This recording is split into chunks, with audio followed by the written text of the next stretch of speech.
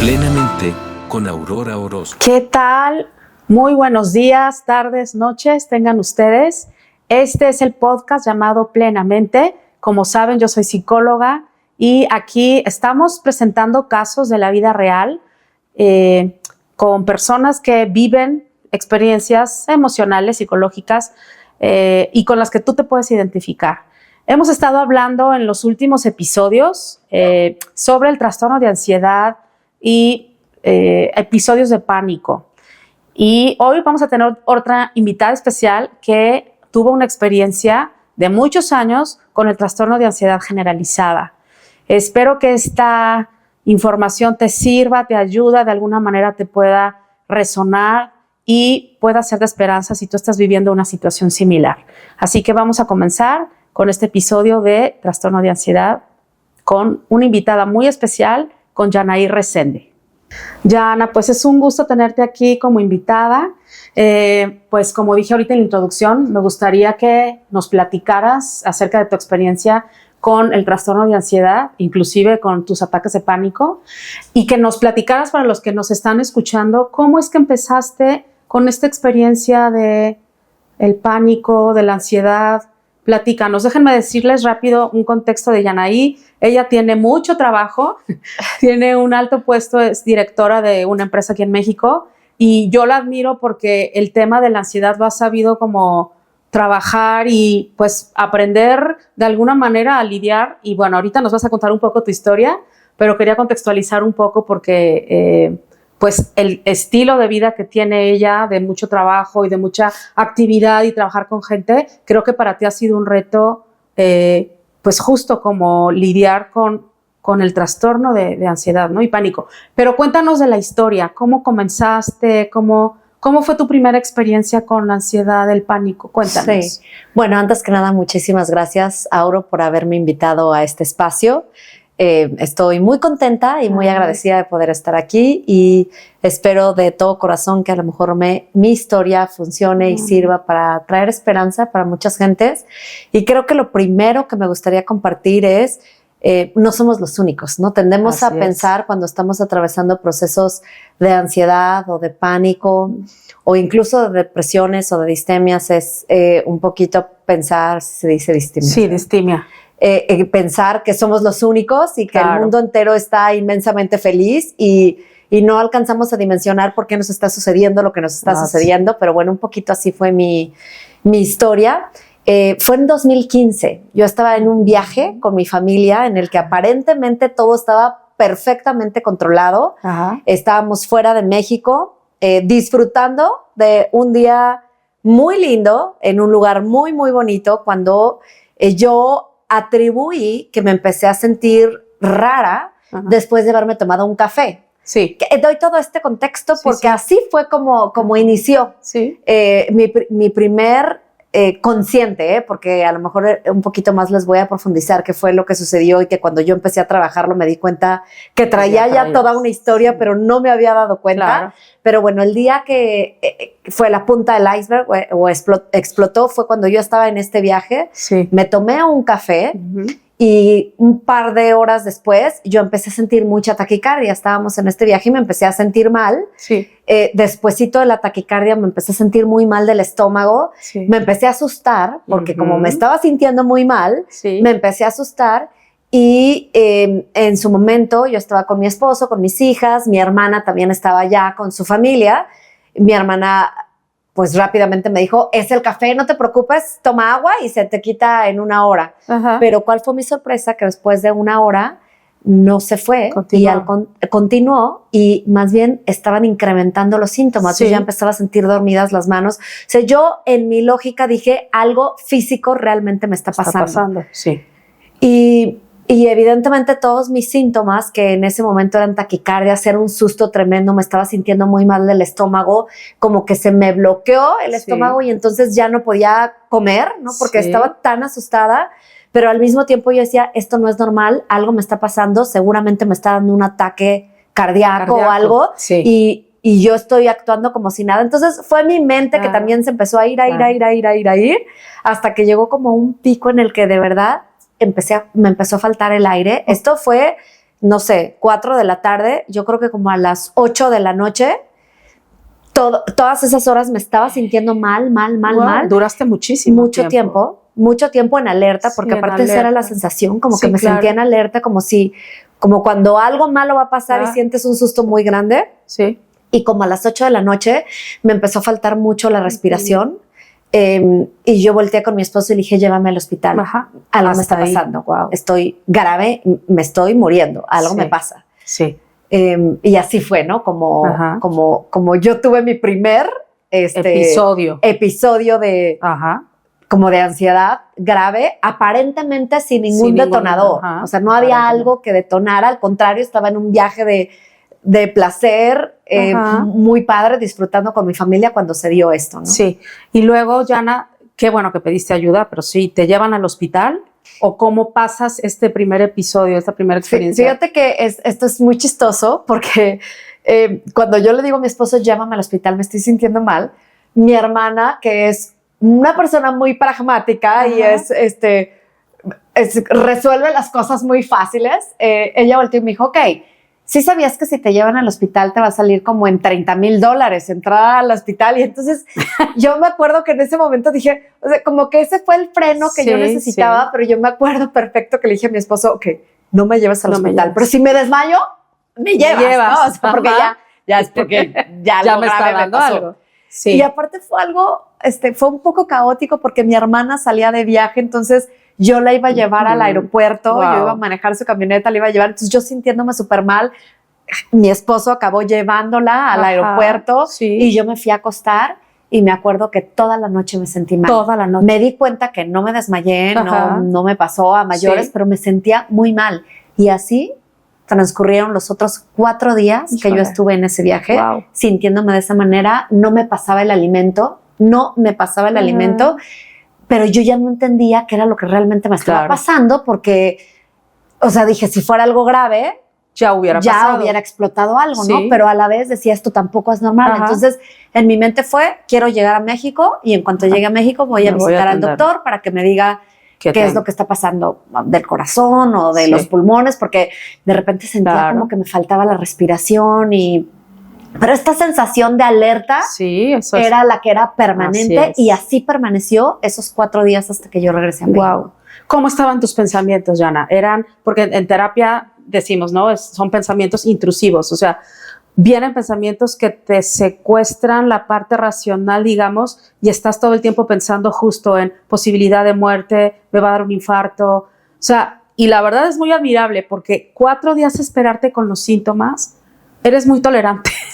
Hay gente que la intolerancia justamente es lo que también detona muchas veces la ansiedad, pero lo que tú hiciste fue muy grandioso porque poca gente aguanta tantos días, o sea, con síntomas tan fuertes. Sí. O sea, qué increíble. Pero ¿cómo estaba tu mente? ¿Qué te decía tu pensamiento? Sí, era, evidentemente yo sabía que algo me estaba pasando y todo lo que yo pensaba es algo grave. Es algo grave. Es algo grave. Sí. O sea, seguramente te vas a morir. Como estaba en un contexto de vacaciones, con mi familia, con mis hijas, estaba como en piloto automático. Sí. Entonces, no paramos ninguna de nuestras actividades. Eso ayudó. Seguimos visitando museos, pero yo con el malestar. Te digo que algo muy significativo fue el alimento. Sí. Me empezaba a poner muy nerviosa cuando llegaba la hora de la comida, porque la hora de la comida para mí era un sufrimiento, porque yo no quería que nadie se diera cuenta que le estaba pasando muy mal y verdaderamente el alimento no me pasaba. Yo intentaba y era una sensación de querer regresarlo, pero fue muy ambivalente porque al final del día también tenía mucha hambre, quería comer y no podía. Entonces, sí, todo el tiempo durante ese periodo estuve como luchando con los pensamientos. Esto no está bien, algo grave me está pasando. O sea, pero no entendía, no alcanzaba realmente a dimensionar qué era lo que me pasaba. Sí. Había momentos de aparente tranquilidad, pero había otros en los que me alteraba mucho porque lo sentía que algo grave me estaba pasando y casi eran mis últimos momentos. Claro, entonces, por ejemplo, había un pensamiento muy feo que me llegaba a la mente que me decía como disfruta mucho tus hijas porque es probable que sea la última vez que las veas. Qué fuerte. ¿No? Disfrútalas. Entonces disfruta esta cena, disfruta este espacio, disfruta este momento. Y eso me creo que te acolchonó un poco.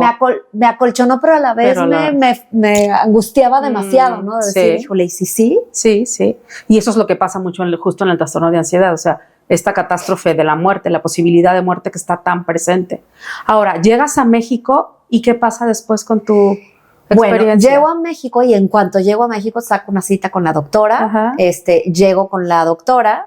Empiezo a platicarle mis síntomas, a decirle que me estaba costando trabajo respirar en ocasiones, que de repente también me sentía mal del estómago, porque yo creo que era tanto estrés que de repente me sentía como mal del estómago, sentía palpitaciones todo el tiempo, sentía una angustia y entonces, pues sin hacerme ningún estudio me dijo, bueno, lo que me parece que tienes es un trastorno de ansiedad generalizado. Así te lo dijo. Y yo no le creí, yo dije, claro que no, esto no está atendiendo bien, ¿no? Lo que pasa. Sí. Y busqué otra opinión y esa otra opinión me dijo exactamente lo mismo. Entonces me dijo, te invito a que visites a un terapeuta que te va a ayudar y te va a acompañar para que trabajes esto que te está pasando. Y así fue como llegué y busqué una terapeuta que me ayudó durante todo el proceso.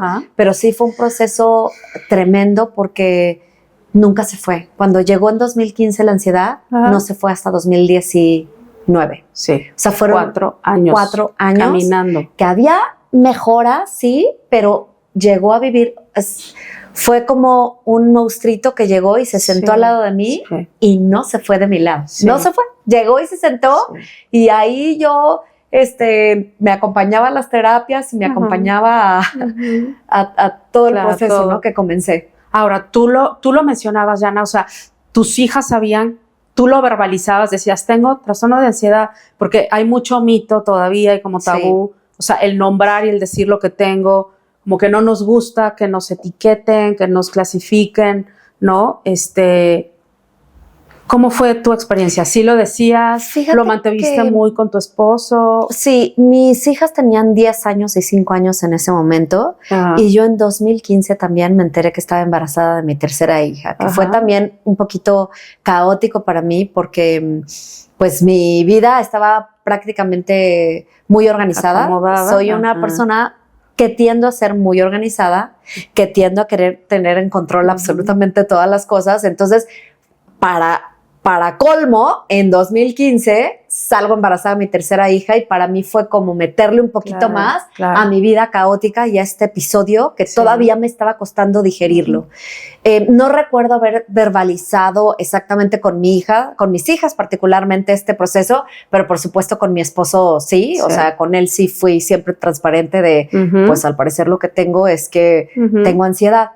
Y esto fue muy interesante, Auro, porque aparte cuando empecé a trabajar con mi terapeuta, me di cuenta que yo era una persona ansiosa desde niña y nunca lo había, nunca me había detenido. La verdad es que fue un descubrimiento increíble y un viaje muy padre que hice a través de mi terapeuta, porque me fui a esos cajones que nunca habías abierto. Que nunca abres, ¿no? Sí. O sea, y que entonces cuando algo nos incomoda en la vida, lo metemos al cajón y le cerramos. Sí. Hasta que llegó un momento en que ese cajón ya no podía cerrarse más y cuando lo abrí, salió todo lo que te puedas imaginar, ¿no? Pero yo desde niña, resulta que tenía episodios de ansiedad que ahora, de adulta, trabajando en este proceso, me di cuenta de...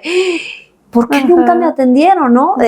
Recuerdo haberme acercado a mi mamá de, mami, ¿por qué pasaba esto? Y ustedes lo veían tan normal. Resulta que a mí cuando algo me estresaba o cuando algo me causaba mucha angustia, temblaba. Y temblaba y temblaba y temblaba y temblaba y temblaba. Y entonces, bien chistoso porque entonces mi familia le apodaron la temblorina, ¿no? Entonces, ay, mamá, Yanaí otra vez ya le dio la temblorina. Sí. Así, ¿no? La temblorina y la temblorina. Y entonces solo se me quitaba cuando me acostaba en la cama de mi mamá y mi mamá me abrazaba y me quedaba dormida. Sí. Y al día siguiente mi vida continuaba como si nada, ¿no? Pero en momentos de muchísimo estrés de niña y de adolescente, ¡pum!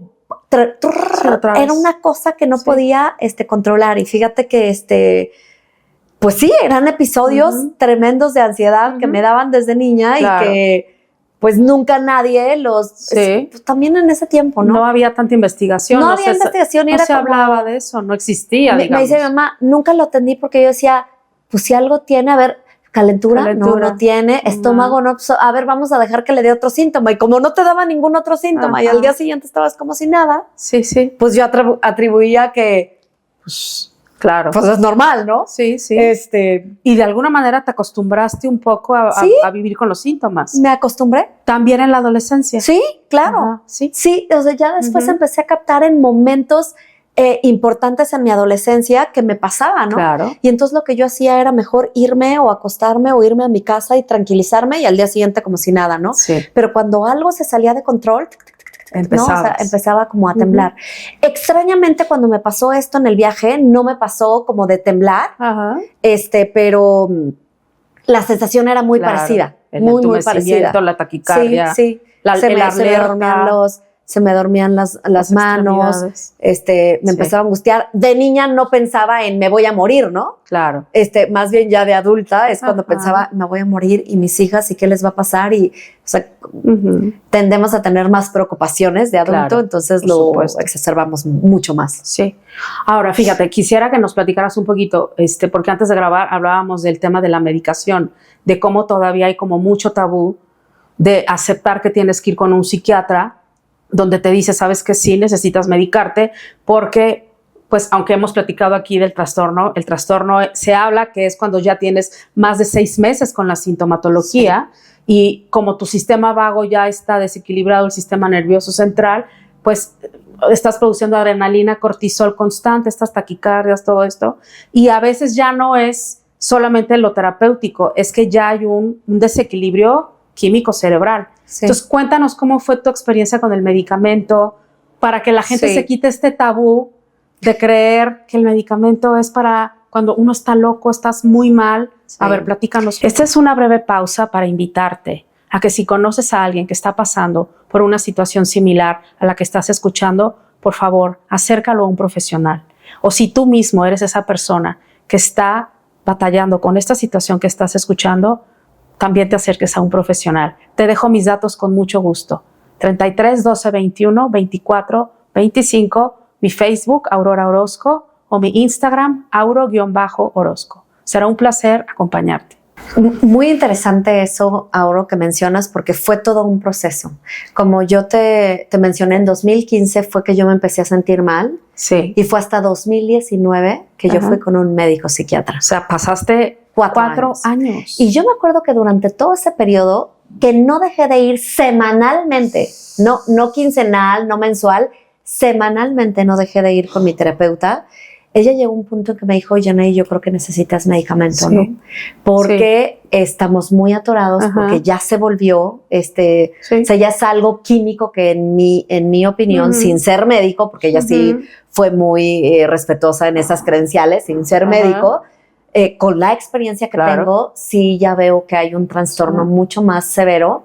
Y fue mucho tiempo que yo me peleé con eso. Y yo le decía, no voy a ir, no, yo puedo, yo con terapia voy a poder. Y influyó también, como un poquito, como crecí con mi fe, ¿no? Yo crecí como Dios es poderoso y Él tiene el poder de sanarme y lo va a hacer, ¿no? Sí. Pero al mismo tiempo tenía mucha frustración porque decía, Señor, si tú tienes poder de sanarme, más de una ocasión me encontré doblada, ¿no? De rodillas diciendo, Señor, ¿por qué? Claro. ¿Por qué no puedo sanarme? ¿Por qué si tú sanas cáncer no puedes quitarme esta ansiedad, ¿no? Claro. Entonces como que fue mucho tiempo que yo me aferré y yo me acuerdo que mi terapeuta me ayudó mucho. Alguna vez me dijo, Yanay, si hoy te diagnosticaran diabetes, ¿te inyectarías insulina? Y le dije, claro que sí. Me dijo, ¿y por qué no te vas a tomar una pastilla diaria que te va a ayudar a generar serotonina en tu cerebro, a regularte químicamente para que te sientas feliz? Sí. Y bueno, ese fue como un momento en el que dije, ok, sí, es verdad, pero yo seguía con muchos, tabús, con muchos tabús. Como que, ¿sabes qué? En mi mente yo creía, si yo abro la puerta y voy a un psiquiatra, lo primero que piensas cuando te imaginas un psiquiatra, o al menos yo, Ajá. Erróneamente, era una camisa de fuerza en un cuarto de 4 paredes con esponjas para no lastimarte, ¿no? Así era como yo pensaba. Entonces, azotándote en la pared. claro, y entonces los poquitos casos que desde niña yo supe de psiquiatras que iban y visitaban, que la amiga de mi mamá, que la hija de la amiga de no sé qué, eran las loquitas que se salían a la calle encueradas, ¿no? Y así. Entonces yo decía, seguro me pasa eso, mejor ni abro esa puerta. Claro. Súmale que también mucha gente en mi círculo muy cercano me decían, no abras esa puerta, no abras esa puerta, no te mediques porque es peligrosísimo, porque traían la misma historia que traíamos. Digo, gracias a Dios ya creo que hoy en día, en pleno siglo XXI, ya entendemos perfectamente que eso es muy diferente, pero anteriormente no, traíamos esa historia todavía, ¿no? Muy arraigada. Entonces, fue hasta 2019 que yo llegué con un psiquiatra. Ajá. Y me acuerdo que la primera pregunta que me hizo fue, ¿por qué tardaste tanto?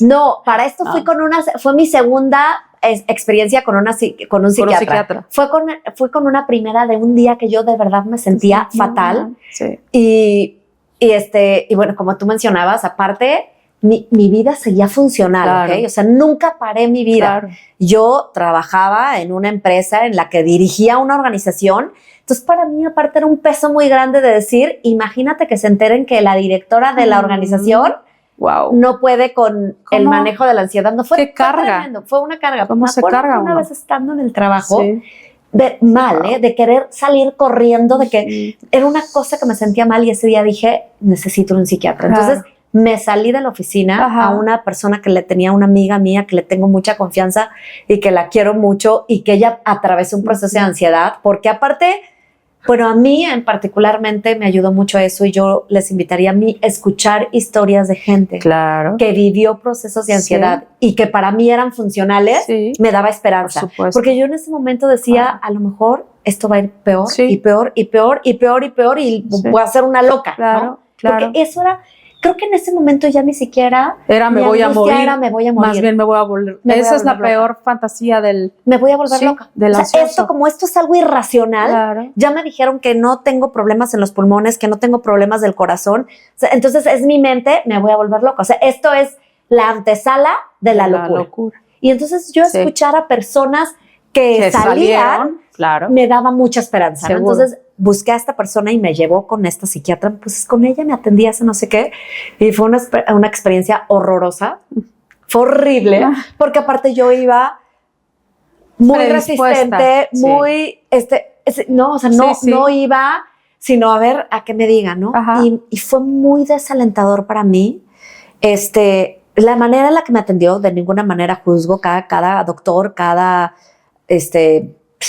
doctor lo maneja de la manera en la que le funciona, pero para mí fue una manera como muy agresiva, ¿no? Sí me empezó a preguntar como antecedentes, de una manera muy fría, muy seca, y entonces te vas a tomar no sé, 5 medicamentos, y entonces mi pregunta fue, me voy a tomar estos medicamentos y me voy a curar, y ella me dijo, no, la ansiedad no se cura, es de por vida.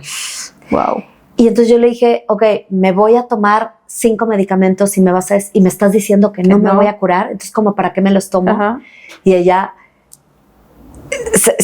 como que paró y me dijo, no te los tomes, pero tu vida va a continuar siendo un infierno, la tuya y la de tu familia. Es tu decisión. Sí, wow. Y yo salí muy enojada de esa sesión, ¿no? Muy enojada porque aparte, doña controladora, absolutamente todo le preguntó a Google, ¿no? Entonces salí y pregunté absolutamente todos los medicamentos para qué sirven.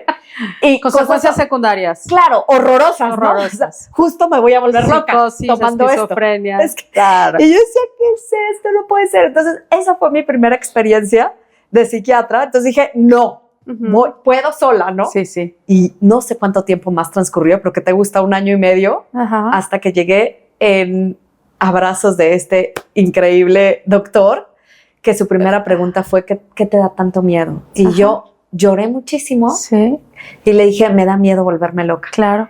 Y me dijo, es el 1% de todos los casos, o sea, en psiquiatría, el 1% de los casos son ese que tú me estás hablando. Yanaí, lo que tú tienes es un trastorno de ansiedad generalizado. Se va a curar. Claro. O sea, Claro. Te va a cambiar la vida Sí, con medicamento. Sí, es muy importante la esperanza, ¿eh? Y bueno, y me dio esperanza. Claro. Entonces, y bueno, sí, es una historia muy linda porque al final entré con él muy acompañada, me dio medicamento, me dio 2 medicamentos, un ansiolítico, porque yo estaba ya por supuesto. en un grado tremendo. O sea, yo vivía, Auro, yo abría el ojo y lo primero que pensaba era, sigo aquí con la angustia. O sea, yo vivía con una ansiedad aquí, con un hueco aquí. Y era mi primer pensamiento, abría el ojo. Afortunadamente, fíjate, porque sé que hay gente que hasta el sueño se le cansa ir. Me llegó a pasar muy pocas veces, 2, 3 veces, que en la madrugada me despertaba y pero poquísimas veces, pero era abrir el ojo y sentir la angustia, ¿no? Entonces me dio este medicamento, este ansiolítico, y me dio un antidepresivo que yo me acuerdo que fue todo un tema, porque yo, pero ¿por qué me das antidepresivos si lo que tengo es ansiedad? Porque son hermanitas. Y exacto, ahora muy interesante, me explicó, pero fíjate que muy interesante que otro de los así de detonantes que hizo que yo fuera al psiquiatra es una vez yo bajando la escalera de mi casa, me quedé como a mitad de escalera y vi mi casa. Eran fechas de Navidad, casi se acercaba Navidad, entonces todo estaba decorado.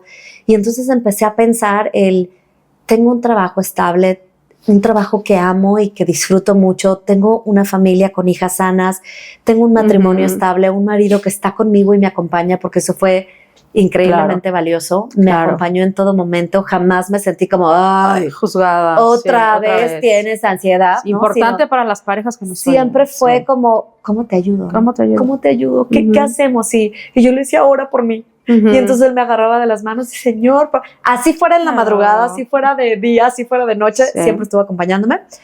Y en ese momento que iba bajando la escalera, me acuerdo que pensé y dije, ¿por qué me estoy sintiendo gris? Porque eso era lo que sentía ahora, gris. Sí. O sea, como si una nubecita con lluvia estuviera acompañándome todo el tiempo y no me diera la oportunidad de disfrutar todas las cosas increíbles que estaban a mi alrededor. Entonces, ahí fue así fue como esto no está bien. Claro. Entonces, no sé cuánto tiempo antes de que visitara a Sergio, el psiquiatra, pero así fue, llegué con él y 3 meses me acompañó él con el ansiolítico, él me lo disminuyó poco a poco hasta que ya no tuve necesidad de él, gracias a Dios. Para que los que piensan que el ansiolítico es de por vida, no es cierto. Ese era otro mi miedo, ¿no? Yo decía, me voy a volver dependiente. Sí. Seguramente me voy a volver adicta, ¿no? O sea, yo pensaba todas esas cosas, porque es lo que nos dicen. Claro. Y no, claro que no. O sea, al final, sí nosotros lo controlamos, él me lo eliminó, él me lo quitó, y tiempo después, no sé, 1 año a lo mejor, con la pastillita de antidepresivo, y hoy día ya tengo bastante tiempo que no estoy tomando, hace mucho ya no tomo medicamento. Padrísimo. Todavía me acompañó Sergio durante mucho tiempo, porque lo que sí me volví medio codependiente fue a visitarlo, ¿no? Y entonces me encantaba que mis juntas, mis sesiones eran de literal 5 minutos. ¿Comes bien? Sí. ¿Duermes bien? Sí. ¿Te has sentido bien? Sí. ¿El trabajo bien? ¿Todo bien? Ok. Bueno, nos vemos en 3 meses. Ok. Entonces, hasta que dije, a ver, no. Sí, es como el check-in que uno necesita. Sí, creo que ya estoy bien. Y entonces cuando lo necesite, y gracias a Dios no lo he necesitado, no he regresado con él, pero así fue mi historia, ¿no? Pero sí tardé bastante en 4 años en quitarme este tabú del medicamento. Ahora, Yana, fíjate, para los que nos escuchan, ¿qué dirías que te ha venido a enseñar la ansiedad en tu caso?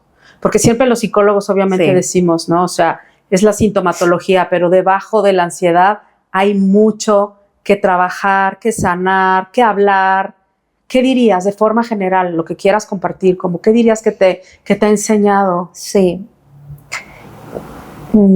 Fíjate, Auro, que yo soy una fiel creyente de que nada de lo que nos pasa en esta vida es por casualidad, ¿no? Sí.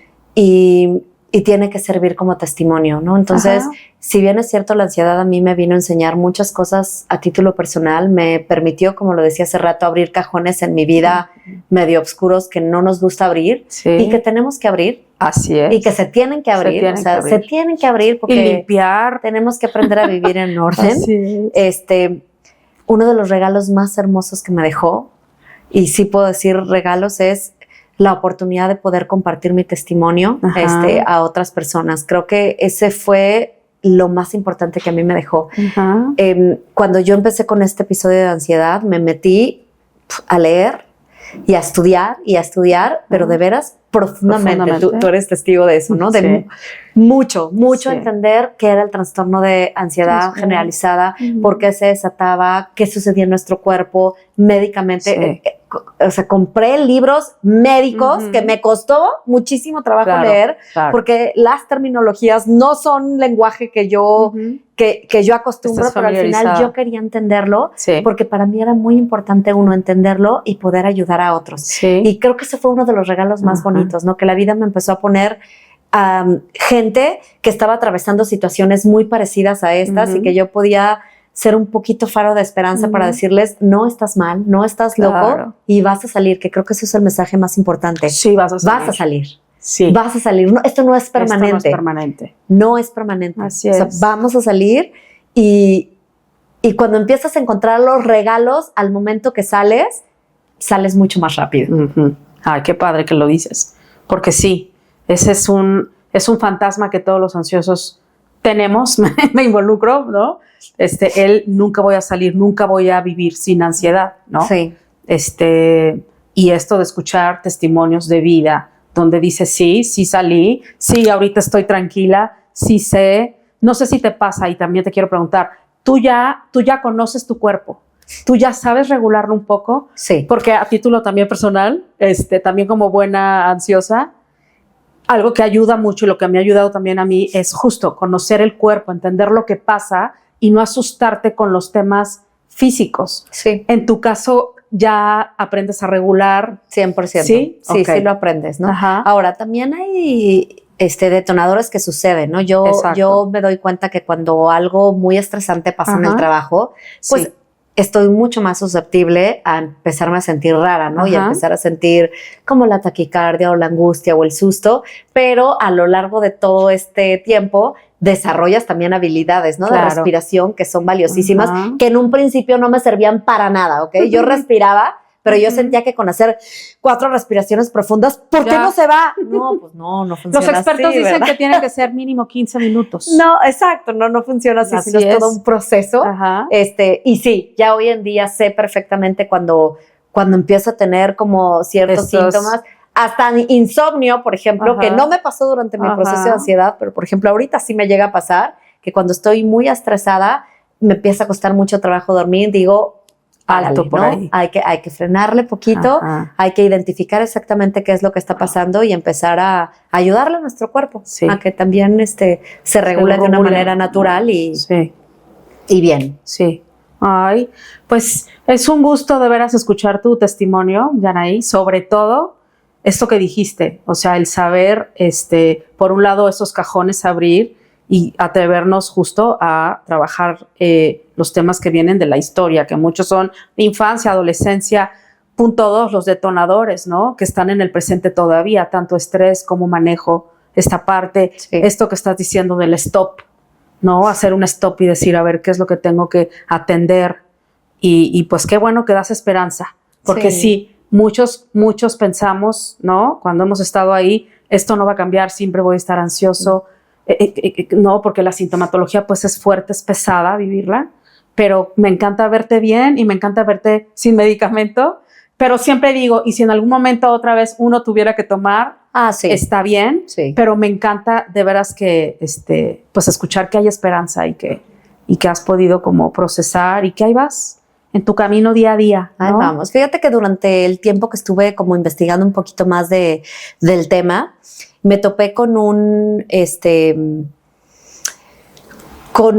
psicoanalista, me parece que es Martin Seligman, y él dice que las 3 obstáculos o las 3 cosas que obstaculizan que nosotros desarrollemos resiliencia o que salgamos de situaciones como un trastorno de ansiedad o como alguna situación complicada que nos estamos enfrentando. Él dice que hay 3 cosas que tenemos que evitar, que una es la generalización. Todo en mi vida está mal, ¿no? No, siempre me pasa eso. No, todo está mal, todo. No, mi salud, o sea, mi ansiedad ahorita está mermada, pero todo lo demás está bien. O sea, como darle lugar a lo que tienes. Entonces es no generalización. Permanencia, Ajá. toda la vida voy a ser Siempre. así. Sí, pues, el resto de mi vida voy a vivir así. No es cierto. Gracias a Y Dios. personalización. Esto es solamente mío, ¿no? Ajá.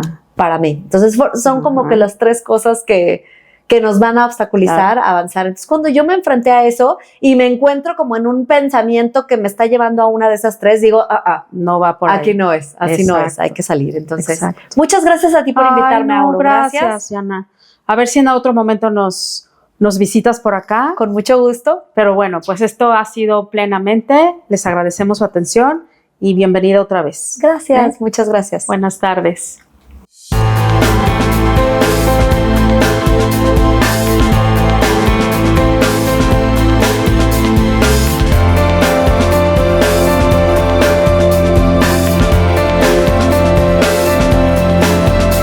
Plenamente con Aurora Orozco.